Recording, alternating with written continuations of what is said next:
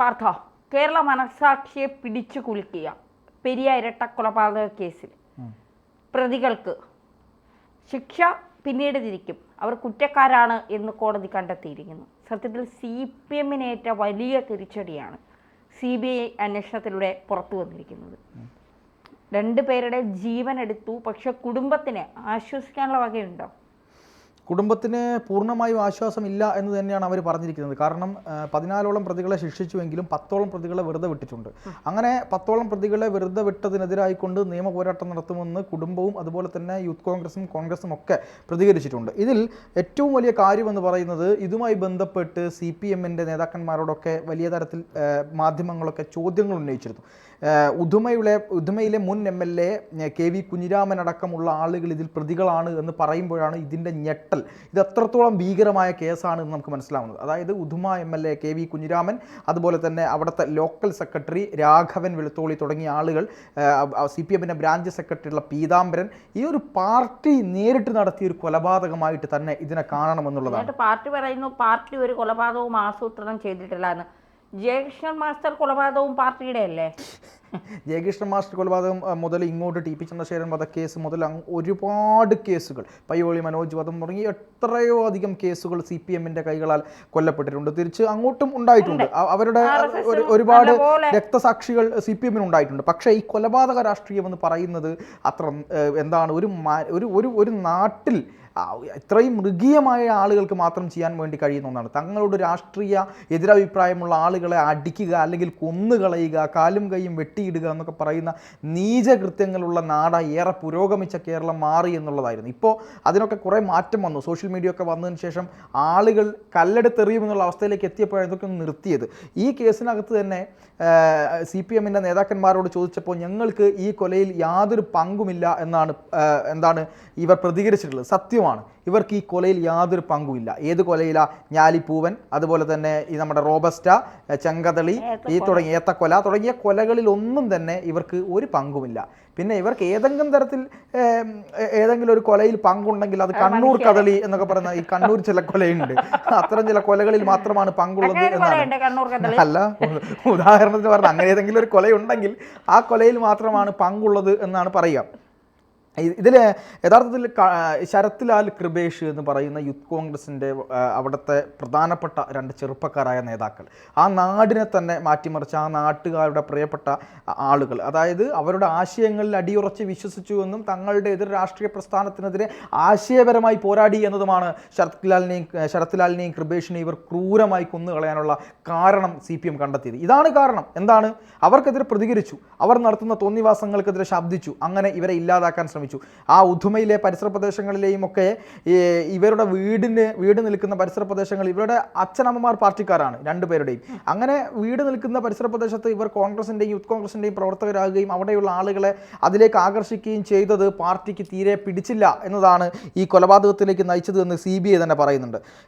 ഇതിൽ ഏറ്റവും പ്രധാനപ്പെട്ട ഒരു കാര്യം എന്ന് പറയുന്നത്, ഇതിൽ 15ാം പ്രതിയായിട്ടുള്ള A സുരേന്ദ്രൻ എന്ന് പറയുന്ന പ്രതി പിന്നെ ഈ കുറ്റക്കാരാണ് എന്ന വിധി കേട്ടതിന് ശേഷം കോടതി മുറിയിൽ പൊട്ടിക്കരയുകയും തനിക്ക് വധശിക്ഷ നൽകണം എന്നാണ് പറഞ്ഞത്. അതിൻ്റെ കാരണമായി അദ്ദേഹം പറയുന്നത്, ഞാനിതിൽ തെറ്റ് ചെയ്തിട്ടില്ല, പക്ഷെ ഞാനിൽ പ്രതി ചേർക്കപ്പെട്ടു, നാട്ടിലിറങ്ങി നടക്കാൻ പറ്റാത്ത അവസ്ഥയാണ്, ഇനി താൻ എന്നെ വെറുതെ വിട്ടാലും ഞാൻ നാട്ടിൽ പോയിട്ടുണ്ടെങ്കിൽ എന്നെ ആളുകൾ ആ രീതിയിൽ മാത്രമേ കാണുകയുള്ളൂ, അതായത് ഒരു പുഴുത്ത പട്ടിക്ക് മാത്രമേ ആളുകൾ കാണുകയുള്ളൂ, അതുകൊണ്ട് തന്നെ തൂക്കിക്കൊല്ലണം എന്ന് ആ വ്യക്തി പറയുന്നുണ്ട്. അതുപോലെ തന്നെ 7ാം പ്രതിയായിട്ടുള്ള അശ്വിൻ ആ കോടതിയിൽ പൊട്ടിക്കരയുകയും 18ാമത്തെ വയസ്സിൽ കുറ്റകൃത്യത്തിൻ്റെ ഭാഗമായി താൻ ജയിലിൽ പോയതാണെന്നും താൻ ഒരു പട്ടാളക്കാരനാവാനാണ് തനിക്ക് ആഗ്രഹമുണ്ടായിരുന്നെന്നും ഇതിൽ പെട്ടുപോയതാണെന്നും കുടുംബത്തിൻ്റെ ഇതുവരെ ഞാൻ കുടുംബത്തെ കണ്ടിട്ട് പോലും ഇല്ലെന്നും കോടതിയുടെ മുമ്പിൽ നിന്ന് പൊട്ടിക്കരയുന്ന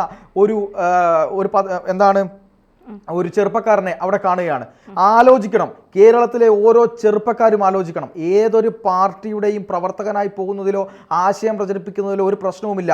പക്ഷേ അതിലപ്പുറത്തേക്ക് ആ പാർട്ടിക്ക് വേണ്ടി മറ്റുള്ളവരെ കൊന്നു തള്ളാനും കൊട്ടേഷൻ കൊടുക്കാനും ഒക്കെ പോകുന്ന സമയത്ത് ആലോചിക്കേണ്ടത്, ഈ പറയുന്ന കേസിനകത്ത് പെട്ട് ജീവിതകാലം മുഴുവൻ ജയിലിനകത്ത് കഴിയേണ്ടി വരുമ്പോൾ, അല്ലെങ്കിൽ വധശിക്ഷ ഏറ്റുവാങ്ങേണ്ടി വരുമ്പോൾ തൻ്റെ പ്രിയപ്പെട്ട അമ്മയെ, തൻ്റെ പ്രിയപ്പെട്ട കുടുംബത്തിലെ ആളുകളെ, ഭാര്യയെ, സഹോദരിയെ, അവരുടെയൊക്കെ നെഞ്ചിൽ വരുന്ന വേദനയെ, അവരെയൊക്കെ സമൂഹം കാണുന്ന രീതിയൊക്കെ നോക്കിക്കഴിഞ്ഞാൽ അവർക്ക് കാര്യം മനസ്സിലാവും. ഒരു തരത്തിലും ആവർത്തിക്കരുത്. അതായത് അന്നത്തെ ഒരു ആവേശത്തിൻ്റെ പുറത്തെടുത്ത് ചാടിയെങ്കിലും ഇപ്പോൾ ഒരാളും രക്ഷിക്കാനില്ലാത്ത അവസ്ഥയിലേക്ക് എത്തിയില്ലേ. പിന്നെ വേറൊരു കാര്യമുണ്ട്, സംസ്ഥാന സർക്കാർ ഈ കേസിനകത്ത് വളരെ കണ്ണിങ് ആയ കളികൾ കളിച്ചു ഇവരെ രക്ഷപ്പെടുത്താൻ വേണ്ടി. കോടിക്കണക്കിന് രൂപ മുടക്കിയാണ് സുപ്രീം കോടതിയിൽ നിന്ന് അഭിഭാഷകരെ കൊണ്ടുവന്ന് ഈ കേസിനകത്ത് CBI വരാതിരിക്കാൻ വേണ്ടി സകലമാന കളികൾ നടത്തിയത്. എന്നിട്ട് എന്ത് പരാജയപ്പെട്ടില്ലേ? CBI വരാമെന്ന് ബഹുമാനപ്പെട്ട നീതിന്യായം, നമ്മുടെ നീതിന്യായ വ്യവസ്ഥയിൽ ഇപ്പോഴും വിശ്വാസമുണ്ട് എന്ന് പറയുന്നത് ഇത്തരത്തിലുള്ള എല്ലാ പ്രശ്നങ്ങളും കഴിഞ്ഞ് എല്ലാ അത്താണികളും കഴിഞ്ഞ് നമ്മൾ അവസാനം എത്തുന്നത് കോടതികളിലേക്കാണ്. ആ കോടതി ഈ നീതിരഹിതമായ അവസ്ഥയെ കണ്ടുകൊണ്ട് ഈ പോലീസ് അന്വേഷിച്ചാൽ, ഈ ക്രൈംബ്രാഞ്ച് അന്വേഷിച്ചാൽ ഈ കേസ് തെളിയില്ല എന്ന് പറയുന്ന കോൺഗ്രസിൻ്റെ കൃത്യമായ ആവശ്യത്തെയും കുടുംബത്തിൻ്റെ ആവശ്യത്തെയും പരിഗണിച്ചുകൊണ്ട് CBI വന്നു. CBI കേസ് കൃത്യമായി അന്വേഷിച്ചു. നമ്മൾ പലപ്പോഴും പറയാറുണ്ട് CBI ഒക്കെ എന്താണ് CPM ആയിക്കോട്ടെ അലിഗേഷൻ ഉണ്ടാ ഈ പിന്നെ അതുപോലെ തന്നെ ഈ വിട്ടുവീഴ്ച മനോഭാവം ഒക്കെ ഉണ്ട് എന്ന് പറയുമ്പോഴും ഒരു മുൻ MLA അറസ്റ്റ് ചെയ്യാൻ KV കുഞ്ഞിരാമൻ എന്ന് പറയുന്നത് അവിടുത്തെ ഒരു ചെറിയ നേതാവല്ല. കാസർഗോഡ് ജില്ലയിലെ CPMൻ്റെ പ്രധാനപ്പെട്ട ഉദുമ MLA ആയിരുന്നു അദ്ദേഹം. ഈ പറയുന്ന CPMൻ്റെ സംസ്ഥാനത്തെ തന്നെ അറിയപ്പെടുന്ന നേതാക്കന്മാരുടെ ഒരാളാണ്. അയാളെയാണ് പിടിച്ചിരിക്കുന്നത്. അതുപോലെ തന്നെ അവിടുത്തെ ലോക്കൽ സെക്രട്ടറിയെ പിടിച്ചു, ബ്രാഞ്ച് സെക്രട്ടറി പിടിച്ചു. ഈ പീതാംബരൻ എന്ന് പറയുന്ന മനുഷ്യൻ ഇവരെ എല്ലാ ദിവസവും കാണുന്ന വീടിൻ്റെ തൊട്ടടുത്തുള്ള ആളാണ്. ആ ആളാണ് ഇവരെ കൊല്ലാനുള്ള എല്ലാ കാര്യങ്ങളും ചെയ്തു കൊടുത്തത്. എങ്ങനെയാണ് ധനി ആലോചിച്ച് നോക്കൂ, തൊട്ടടുത്ത വീടിൻ്റെ അപ്പുറത്തുള്ള നമ്മൾ അത്രയും, പ്രത്യേകിച്ച് കാസർഗോഡൻ ഗ്രാമങ്ങൾ, മലബാർ പ്രദേശങ്ങളിലൊക്കെ ഈ ഗ്രാമങ്ങൾക്കുള്ളിലുള്ള സൗഹൃദങ്ങൾ എന്ന് പറയുന്നത് അത്രത്തോളമാണ്. ദിവസവും നമ്മൾ അപ്പുറത്തെ വീട്ടിലെ ആളുകളെ ഒരു കുടുംബത്തെ പോലെ കാണുന്നതാണ്.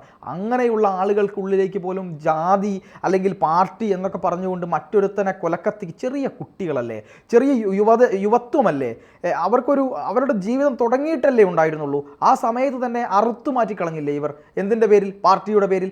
അങ്ങനെ ക്രൂരത ചെയ്ത് ഒരു ജീവിതത്തെ, എന്താ പറയുക, അവരുടെ അച്ഛൻ്റെയും അമ്മയും നൊന്തു പെറ്റ് വളർത്തി ആ കുഞ്ഞിനെ മാംസക്കഷ്ണമായി വീട്ടിലേക്ക് തിരികെ കൊണ്ടുവരുന്നത് കാണേണ്ടി വന്നില്ലേ?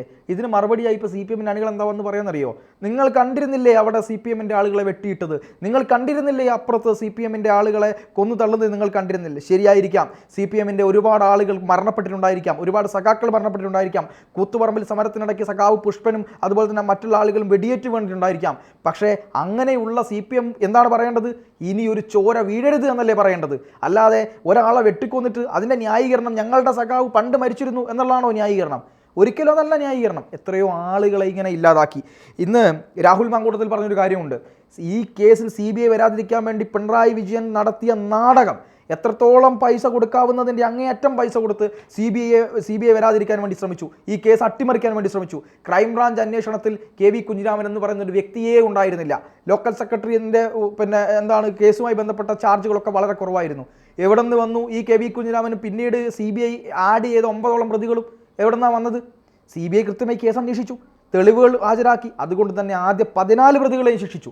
10 പ്രതികളെ വെറുതെ വിട്ടു, ഓക്കെ, അത് ചിലപ്പോൾ ചില സംശയത്തിൻ്റെ പുറത്തും കാര്യങ്ങളുടെ പുറത്തും ഒക്കെ ആയിരിക്കും. അവരെയും ശിക്ഷിക്കാനുള്ള കാര്യങ്ങളുമായി മുന്നോട്ട് പോകുമെന്ന് കോൺഗ്രസ് ഇപ്പം പറഞ്ഞിട്ടുണ്ട്. മാത്രമല്ല ഇനി ഇത് കേസിൻ്റെ ശിക്ഷാവിധി എന്ന് പറയുന്നത് ജനുവരി 3-നാണ് കൊച്ചിയിലെ പ്രത്യേക CBI കോടതി വിധിച്ചിരിക്കുന്നത്. പീതാംബരൻ എന്ന് പറയുന്ന പെരിയ ലോക്കൽ കമ്മിറ്റി അംഗം, അയാൾക്കെതിരെ തെളിഞ്ഞ കുറ്റങ്ങളുണ്ട്. കൊലപാതകം, ഗൂഢാലോചന, തെളിവ് നശിപ്പിക്കൽ. IPC 302 കൊലപാതകം ചുമത്തിയിട്ടുണ്ട്. IPC 143 നിയമവിരുദ്ധമായി സംഘം ചേരൽ, 147 കലാപം സൃഷ്ടിക്കൽ, 341 തടഞ്ഞു നിർത്തൽ, IPC 120 ക്രിമിനൽ ഗൂഢാലോചന. ഇങ്ങനെയുള്ള പല വകുപ്പുകളും, ഗുരുതരമായ വകുപ്പുകൾ തന്നെയാണ് പാർട്ടി നേതാക്കന്മാർക്കെതിരെ എടുത്തിട്ടുള്ളത്. പിന്നെ ഇത്തരത്തിൽ ഒരു 2 ചെറുപ്പക്കാരെ, അതായത് ഞാൻ ആലോചിക്കുന്നതെന്നറിയോ, ഒരു 2 ചെറുപ്പക്കാരായ യുവ നേതാക്കന്മാർ അവിടെ CPMന് വിഘാതമായി കോൺഗ്രസിന് വേണ്ടി പ്രവർത്തിക്കുന്നു. അവരെ 2 പേരെയും ഇല്ലാതാക്കാനുള്ള ശ്രമം, 2 പേരെയും അവസാനിപ്പിക്കാനുള്ള ശ്രമം, വെട്ടിപ്പൊതിഞ്ഞ മാംസക്കഷ്ണങ്ങളാക്കി വീട്ടിലേക്ക് കൊണ്ടുവന്നിട്ട് അവരെ കണ്ട് കരയുന്ന ആ പെങ്ങന്മാരുടെ മുഖം ഇപ്പോഴും എൻ്റെ ഓർമ്മയിലുണ്ട്. കാരണം ആ സമയത്ത് ചാനലുകളിൽ വന്ന വാർത്തയാണത്. ഏട്ട എന്ന് വിളിച്ചുകൊണ്ട് പിന്നെ കൃപേഷിൻ്റെയും ശരത്ലാലിൻ്റെയും ഒക്കെ പെങ്ങൾ കരയുന്ന ആ ഒരു അവസ്ഥ വളരെ പരിതാപകരമായി നമുക്ക് തോന്നിയിരുന്നു. ഇത്രയേറെ പ്രശ്നങ്ങൾ ഉണ്ടായിട്ടും അവരെ സംരക്ഷിക്കാൻ CPM കളിച്ച കളി അത്രമേൽ സർക്കാരിൻ്റെ പണമാണ്. അതായത് ജനങ്ങളുടെ നികുതി പണം എടുത്തുകൊണ്ടാണ് പ്രോസിക്യൂഷന് വേണ്ടി സർക്കാർ ഇത്തരത്തിലൊരു വൃത്തികേട് ചെയ്തത്. അതിനെതിരെ CPMഉം രംഗത്ത് വന്നു. ഞങ്ങൾക്ക് ഇതിൽ യാതൊരു ബന്ധവുമില്ല എന്ന് പറഞ്ഞു. ഈ കേസിൽ ശിക്ഷിക്കപ്പെട്ടിട്ട് കൂടി ഇപ്പോഴും പറയുന്നത് ഞങ്ങൾക്ക് ബന്ധമില്ല, നിരപരാധികൾ ശിക്ഷിക്കപ്പെട്ടിട്ടുണ്ട് എന്നാണ്. ഇനിയെങ്കിലും തിരുത്താൻ തയ്യാറാവണ്ടേ? ഏതൊരു പാർട്ടിയും മനുഷ്യജീവൻ വെച്ച് കളിക്കരുത്. അങ്ങനെ മനുഷ്യജീവൻ വെച്ച് കളിച്ചാൽ നിങ്ങൾ അധികം വൈകാതെ ഏത് പാർട്ടിയായാലും സമൂഹത്തിൽ നിന്ന് തിരസ്കരിക്കപ്പെടുമെന്നുള്ള ഏറ്റവും വലിയ സൂചന തന്നെയാണ് ഈ വിധിയിലൂടെ നമുക്ക് മനസ്സിലാവുന്നത്. എന്തായാലും വിധി വരട്ടെ, നിയമത്തിൻ്റെ ഏറ്റവും ഉന്നതമായ ശിക്ഷ തന്നെ ഇവർക്ക് കിട്ടട്ടെ എന്ന് മാത്രമാണ് പറയാനുള്ളത്.